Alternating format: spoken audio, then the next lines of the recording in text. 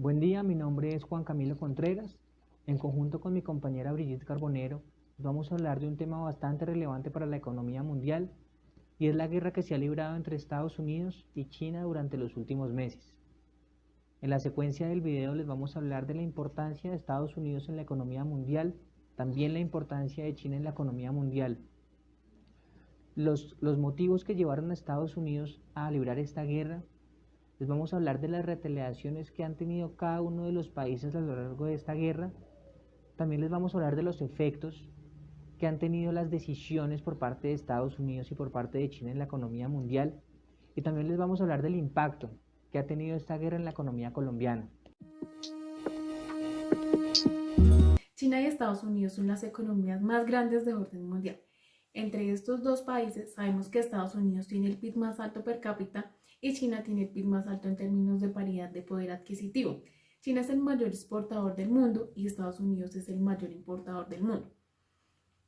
Estados Unidos cuenta aproximadamente con 326 mil millones de habitantes. Es una economía mixta capitalista que se caracteriza por los abundantes recursos naturales, una infraestructura desarrollada y una alta productividad. Estados Unidos es el país más endeudado del mundo. Se especula que para el próximo año la deuda pública de Estados Unidos supere su Producto Interno Bruto y para colmo de males la brecha seguirá creciendo en los años siguientes. Si sumamos deudas públicas y privadas nacionales, la balanza en la que está Estados Unidos ostenta una deuda pública del 300% con respecto al PIB, mientras que China está cercana al 180% o Rusia en torno al 95%. Curiosamente, los rusos también vendieron prácticamente todas sus inversiones en bonos estadounidenses. Si hablamos del ranking por deuda externa, Estados Unidos ocupa el primer puesto. Tiene una deuda aproximadamente de 23 mil billones de dólares con corte a 1 de enero de 2020. Por per cápita 57.300 dólares con un porcentaje del PIB del 98%. China ocupa el puesto número 12. Tiene una deuda aproximada de 1.562 billones de dólares con corte a 30 de junio de 2017. Por per cápita 1.100 dólares con un porcentaje del PIB del 13%.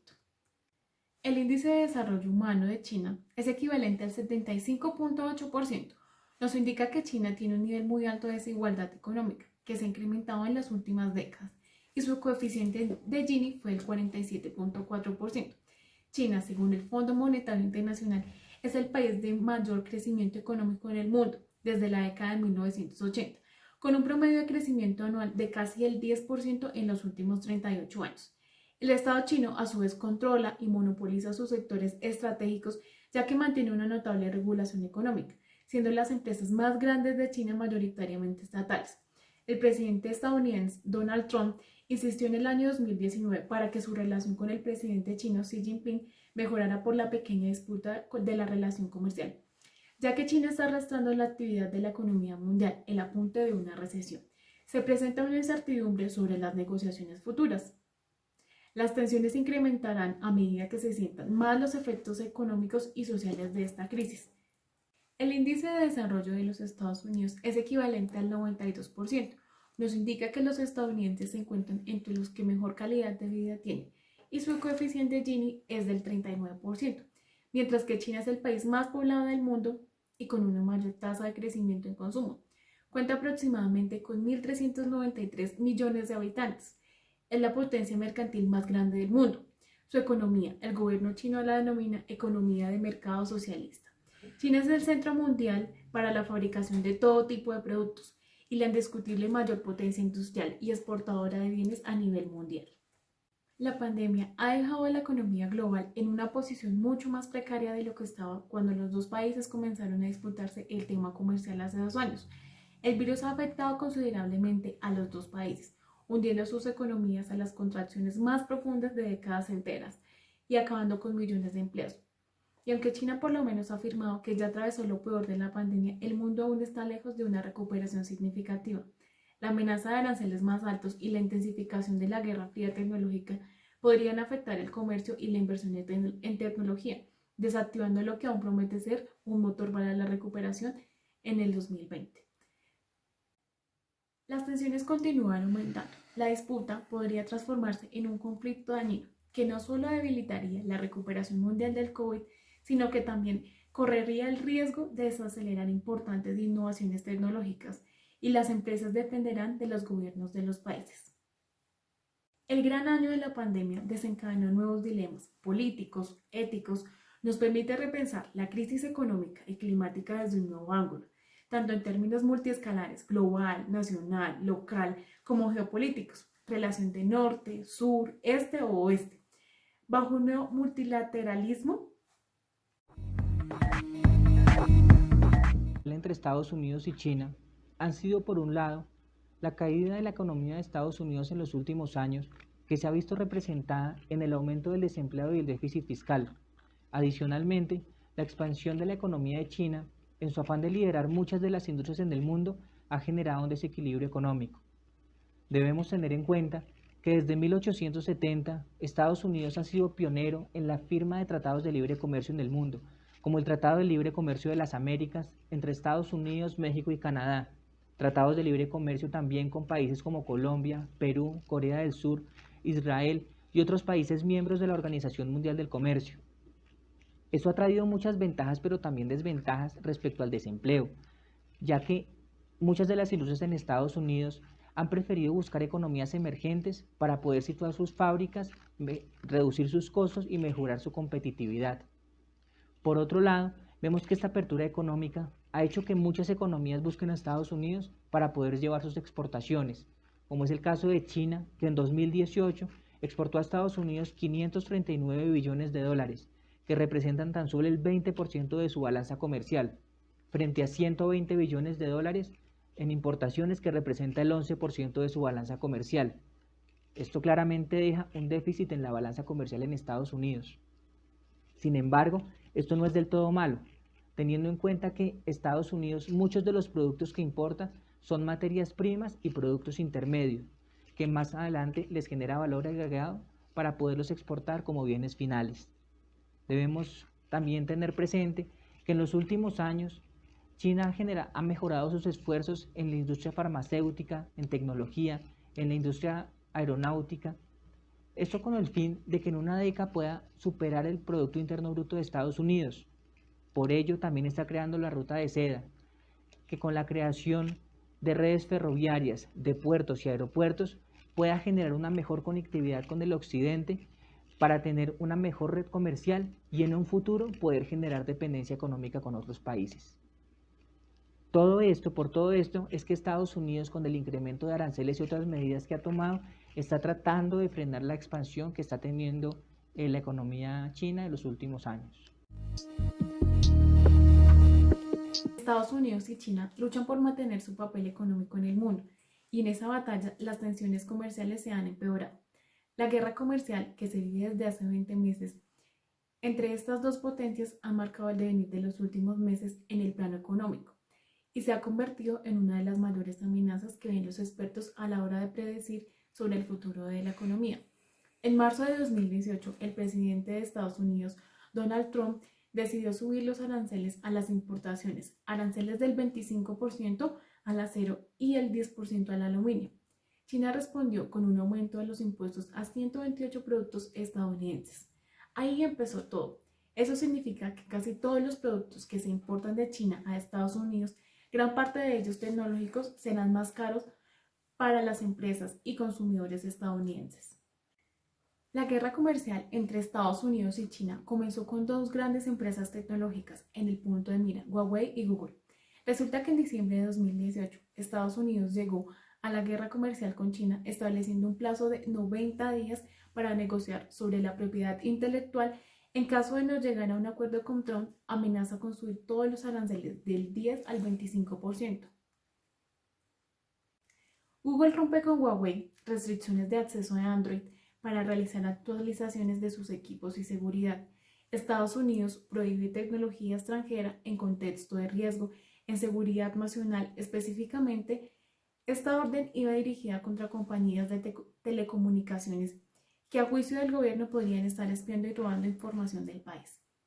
El presidente de Estados Unidos justificaba los aranceles como respuesta a las prácticas injustas de comercio entre China durante años, además del robo de propiedad intelectual estadounidense.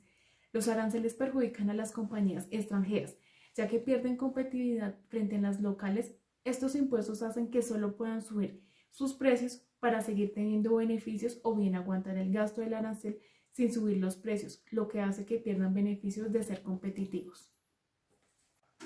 El aumento de los gravámenes provocó la inquietud de los inversores y el desplome de los mercados internacionales.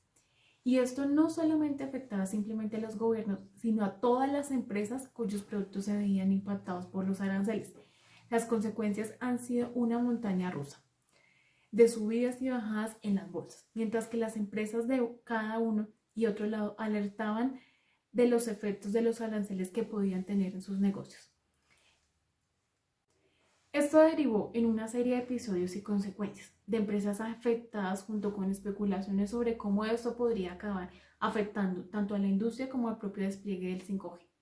Se observó la presión de la financiación a la Organización Mundial de Salud por parte de Estados Unidos, quien informó que la OMS no hizo bien su trabajo y afirma que el presidente chino Xi Jinping decidió ocultar la información sobre el origen del virus. También lo acusa de haber negado en las pruebas de que los chinos sabían sobre la transmisión del virus entre humanos, además de haber amenazado y reprimido al médico que intentó advertir sobre la aparición del virus.